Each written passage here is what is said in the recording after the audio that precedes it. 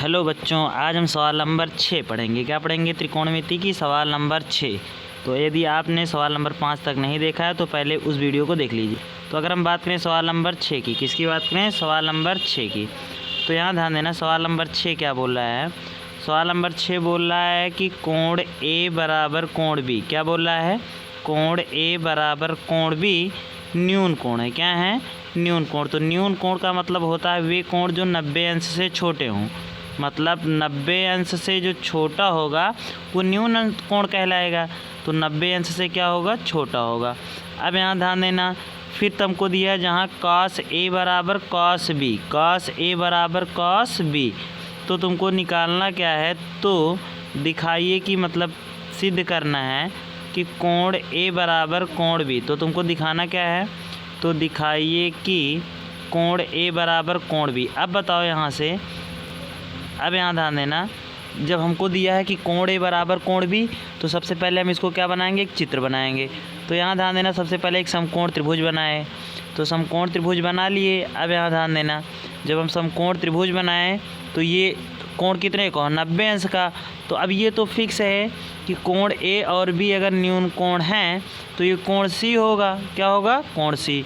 और ये हो जाएगा कोण ए और ये हो जाएगा कोण बी। अच्छा, इसको ए और बी इसलिए नहीं मान सकते क्योंकि 90 अंश है, और 90 अंश ये बोला नहीं, ये बोला है कि जो कोण ए और बी हो 90 से छोटा है। चलो, अब यहाँ ध्यान देना, जब हम कोण ए की बात करेंगे, किसकी बात करेंगे? कोण जब ए की बात करेंगे तो कण तो हमेशा फिक्स रहेगा। कण क्या रहेगा? फिक्स रहेगा। मतलब कहने का मतलब ये हुआ कि ये तो कण फिक्स है। अब यहाँ ध्यान देना, जब हमको कोण ए बराबर कोण बी दिया, क्या दिया? कोण ए बराबर कोण बी। अब यहाँ ध्यान देना, तो अब ये बताओ कॉस ए बराबर कॉस बी। तो कॉस बराबर होता क्या है? लाल बट्टे कक्का। तो अब यहाँ से पहले ए का निकालो। तो ए के सामने की भुजा क्या होती है? लंब होती है, और जो बची वो क्या होती है? आधार होती है। अब बताओ यहाँ से लाल बट्टे कक्का, क्या? लाल बट्टे कक्का। तो अब लाल बट्टे कक्का क्या कहता है कि कॉस बराबर क्या होता है? कॉस बराबर होता है आधार बटे कड़। क्या होता है? आधार बटे कड़। तो हम यहाँ से जानते हैं कि कॉस ए बराबर क्या पाए? आधार बटे कड़। क्या पाए? आधार बटे कड़। अब बताओ कॉस ए बराबर हम क्या पाए? आधार बटे कड़। अब बताओ कॉस के लिए आधार क्या होगा? ए सी होगा। क्या होगा? ए सी होगा। और कड़ क्या होगा? ए बी होगा। तो यहाँ लिख दो ए बी। अब उसी प्रकार से आप लोग निकाल लो कॉस बी के लिए। किसके लिए? जब कॉस बी के लिए निकालोगे तब ध्यान देना, जब कॉस बी के लिए निकालोगे, किसके लिए? कॉस बी के लिए। तो कॉस बी के लिए कण तो फिक्स रहेगा, कण तो फिक्स रहेगा, लेकिन आधार और लंब क्या होंगे? चेंज हो जाएंगे। जब हम कॉस बी निकालेंगे, क्या निकालेंगे? Cos B. क्या निकालेंगे? Cos B. तो कॉस बी बराबर क्या होगा? यहाँ ध्यान देना, तो कॉस बी बराबर कॉस बराबर होता है आधार बटे कड़। अब यहाँ ध्यान देना, कॉस के लिए आधार क्या काम करेगा? तो जब बी बोला तो बी को पकड़ो। तो यहाँ पे बी को पकड़े तो कड़ कोण के सामने की भुजा क्या होगी? लंब होगी। तो इसके लिए लंब हो जाएगा और ये आधार हो जाएगा। अब कॉस बराबर होता क्या है? आधार बटे कड़। तो आधार का मान कितना है? B C. आधार का मान कितना है? बी सी है। और कड़ का मान कितना है? ए बी है। तो यहाँ से ए बी लिख लो। अब यहीं पे ला के रख दो। अब यहाँ ध्यान देना, यहाँ पे लाओगे क्या? तुमको निकालना क्या क्या है? कॉस ए बराबर कॉस बी दिखाना है। तो अब बताओ, अगर कॉस ए बराबर जब कॉस बी हो गया, कॉस ए बराबर क्या हो गया? Cos B. तो अब यहाँ से बताओ, अगर कॉस ए बराबर कॉस बी दे दिया है तो कॉस ए का मान कितना पाए हो? जल्दी से सोच के बताओ कि कॉस ए का मान कितना पाए हो। तो यहाँ से हम जानते हैं कि कॉस ए का जो मान है वो पाए हैं ए सी बटे ए बी। क्या पाए हैं? ए सी बटे ए बी। और यहाँ से बताओ कॉस बी का मान क्या पाए हो? तो कॉस बी का मान पाए हो बी सी बटा ए बी। क्या पाए हो? बी सी बटा ए बी। अब यहाँ ध्यान, ये ए बी से ए बी क्या हो गया? कट गया। अब हम क्या देख पा रहे हैं कि ए सी बराबर बी सी। क्या देख पा रहे हैं कि ए सी जो है वो किसके बराबर है? बी सी के। तो ए सी जो है वो बी सी के बराबर है। अब हम जानते हैं कि ए सी के सामने कौन सा कोण है? कोण बी। तो अब यहाँ से हम लिख सकते हैं ए सी के बराबर कोण बी, और बी सी के सामने कौन सा कोण बन रहा है? तो कोण ए बन रहा है। तो हम यहाँ से देख पा रहे हैं कि जो बी सी के सामने वो क्या बन रहा है? कोण ए। अच्छा, अब हमको सिद्ध क्या करना था BC के सामने क्या बन रहा है, कोण ए। क्या बन रहा है, कोण ए। BC के सामने क्या बन रहा है, एक बार फिर से बोलो। BC के सामने यहाँ ध्यान देना, कोण ए बन रहा है। क्या बन रहा है, कोण ए। तो BC बराबर हम लिख सकते हैं कोण ए। और हमको दिखाना क्या था कि कोण ए बराबर कोण बी। अब यहाँ चाहे कोण बी बराबर कोण ए लिख दो और चाहे कोण ए बराबर कोण बी लिख दो, और हमको ये प्रूव करना था।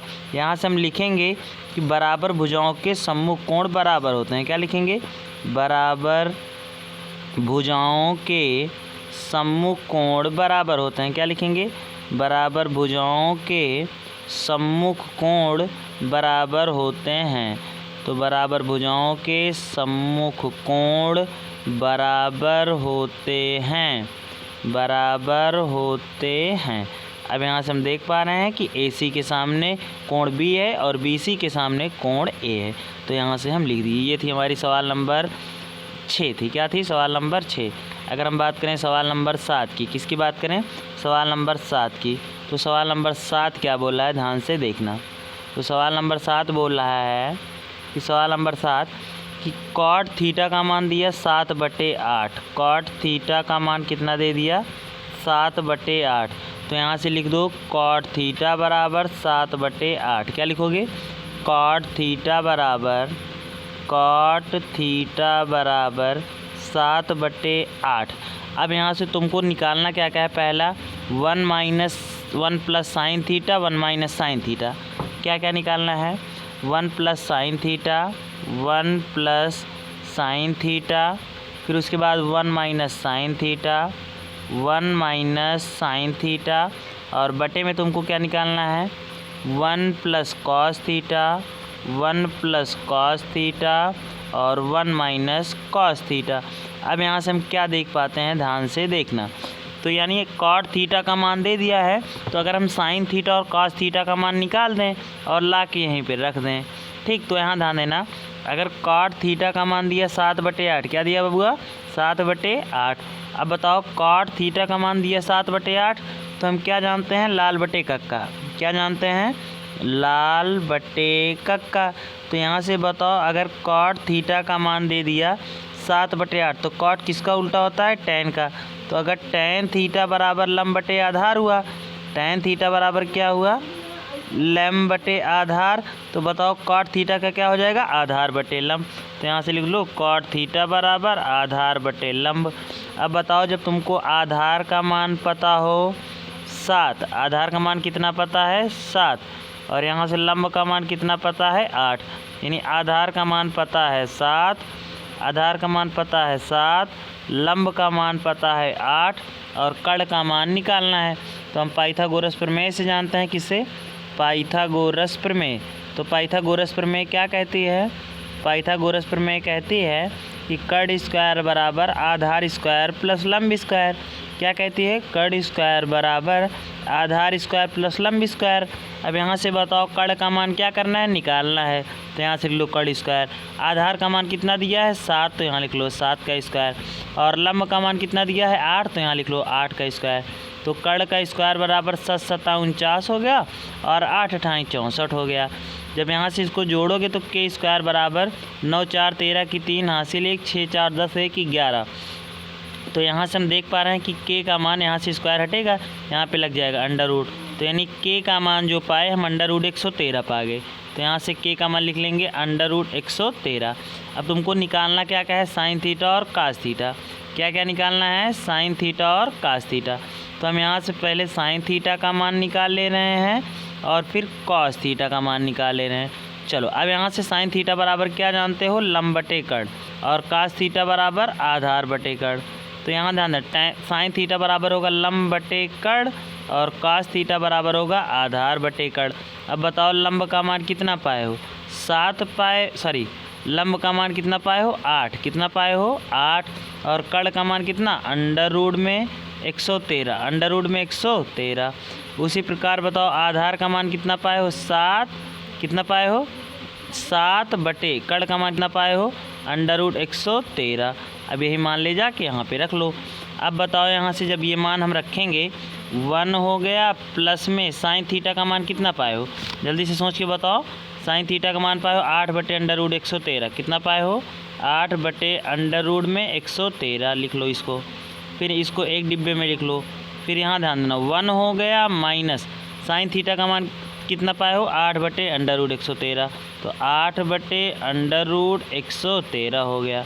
अब इसको ऐसे डिब्बे में बंद कर दो बटे। उसी प्रकार बताओ यहाँ से 1 प्लस कॉस थीटा का मान कितना पाए हो 7/√113, कितना पाए हो 7/√113 हो गया। उसी प्रकार यहाँ ध्यान 1 था 1 लिखो, माइनस था माइनस लिखो, कॉस थीटा का मान 7/√113। अब इसी को हल कर लो, तुम्हारा आंसर आ जाएगा। ठीक, अब यहाँ ध्यान जब हम इसको हल करेंगे तब क्या होगा, तो इसको बटे में 1 लिख सकते हो, इधर भी बटे में 1 लिख सकते हो, इधर भी बटे में 1 लिख सकते हो और इधर भी बटे में 1 लिख सकते हो। चलो 1 और √113 का लोगे लासा तो √113 आएगा। अब यहाँ से हम जानते हैं कि इसका गुणा इसके साथ और इसका गुणा इसके साथ, तो यहाँ ध्यान देना, या तो इसको सॉल्व करना चाहो तो यहाँ से ध्यान देना, ये बन गया a + b और ये बन गया a - b। तो फार्मूला क्या बना a² - b², क्या बन गया a² - b²। तो यहाँ ध्यान देना फार्मूला बन गया a² - b²। तो कहने का मतलब 1 का स्क्वायर माइनस b, a का मान दिया कितना 1, तो 1 का स्क्वायर और b का मान कितना दिया 8/√113 का होल स्क्वायर, तो इसका स्क्वायर लगा दो बटे में। अब बताओ यहाँ पर भी ध्यान देना, ये बना a + b और ये बना a - b। फार्मूला क्या बना a² - b², तो a के स्थान पे 1 का स्क्वायर और b का स्थान पे 7/√113 का स्क्वायर। सही है ना। अब बताओ यहाँ से बटे 1 लिख सकते हो, बटे में 1 लिख सकते हो, कोई दिक्कत नहीं। अब आगे नीचे आ जाओ इसके। अब यहाँ ध्यान देना क्या बोला, जब 1 का स्क्वायर करोगे तो 1 आएगा माइनस, जब 8 का वर्ग करोगे तो 64 आएगा। कितना आएगा 8 × 8 = 64, और जब √113 का वर्ग करोगे तो 113 आ जाएगा। जैसे √113 का जब वर्ग करोगे तो ये स्क्वायर से ये अंडर रूट क्या हो जाएगा कट जाएगा, तो यहाँ पे 113 आ गया। बटे 1 लिखे ही थे। अब यहाँ ध्यान देना बटे में 1 का स्क्वायर करोगे तो 1 माइनस 7 का स्क्वायर करोगे 7 × 7 = 49 हो गया। बटे ये कितना हो गया, स्क्वायर से ये अंडर रूट क्या हो जाएगा कट जाएगा, तो यहाँ पर भी कितना आ जाएगा 113। बटे में 1 लिख सकते हो। अब क्या जानते हो 1 और 113 का लासा कितना होगा 113। अब 1 का पहाड़ा पड़ा 113, यहाँ से 113 करने में 113 हो गया। फिर माइनस 1 का जब 64 से गुणा कराया तो कितना हो गया 64 हो गया। बटे 113 करने में 113 हो गया, माइनस 1 का जब 1 से गुणा कराएंगे तो 49 हो जाएगा। बटे में 113। अब हम क्या जानते हैं कि दूसरा बटा चौथे से क्या होता है कट जाता है। अब 113 में से जब 64 घटाओगे तो 13 में से 4 गया 9 हो गया, और यहाँ बचा 10 में से 6 गया 4 हो गया। बटे 113 में से जब 49 घटाओगे तो 13 में से 9 गया, यहाँ बचा 4, 9 × 4 = 13, और यहाँ 10 में से 4 गया कितना है 6, और यही हमारा क्या हो जाएगा आंसर। यही क्या हो जाएगा आंसर, क्या हो जाएगा 49/64, यही क्या हो जाएगा आंसर। ये तो पहला था। अब इसी प्रकार अगर तुमको दूसरा निकालना हो तो दूसरे में क्या बोला है, कुछ नहीं करना है, यहाँ ध्यान देना। दूसरे में बोला है cot² थीटा, क्या बोला है cot² थीटा। अब यहाँ ध्यान देना, ये तो पहली सवाल थी। दूसरा बोला है कि cot² थीटा का मान बताओ। अब इतना तो पता ही है, कितना पता है, इतना तो पता ही है। ध्यान देना, अगर हम दूसरे सवाल की बात करें तो दूसरा सवाल बोला है कि आप cot² थीटा का मान बताओ। अब हमको क्या पता है कि cot थीटा का मान कितना दिया हुआ है, cot थीटा का मान दिया हुआ है 7/8। अब cot² थीटा बोल रहा है, क्या बोल रहा है cot² थीटा। अब अगर cot² थीटा पूछ रहा है तो हम दोनों पक्षों का क्या कर देंगे स्क्वायर, तो दोनों पक्षों का वर्ग कर दो।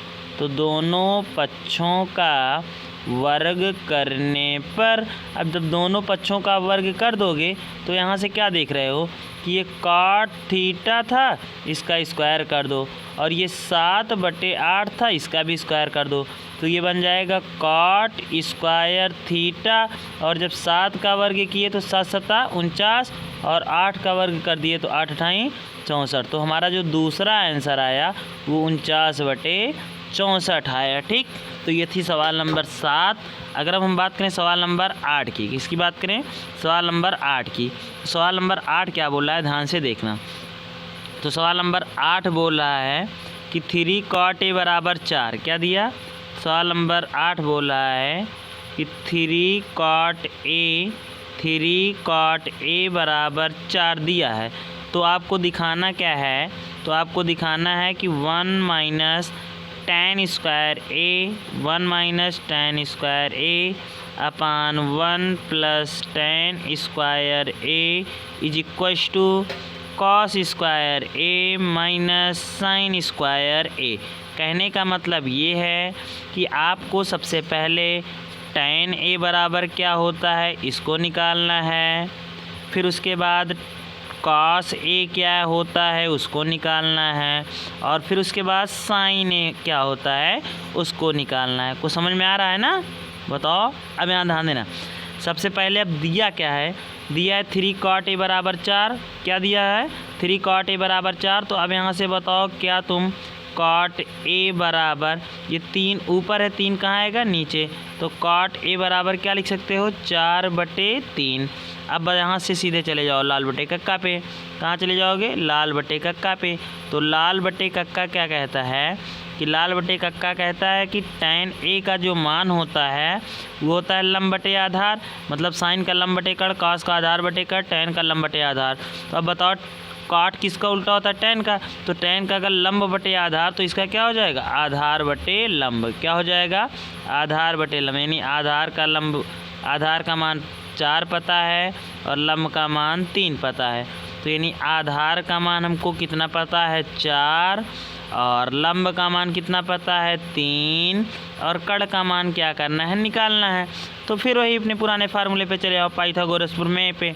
तो पाइथागोरस की प्रमेय क्या कहती है? अब एक बार आप लोग बताओ, बताओ पाइथागोरस प्रमेय क्या कहती है? बोलो, हम सुन रहे हैं, बोलो।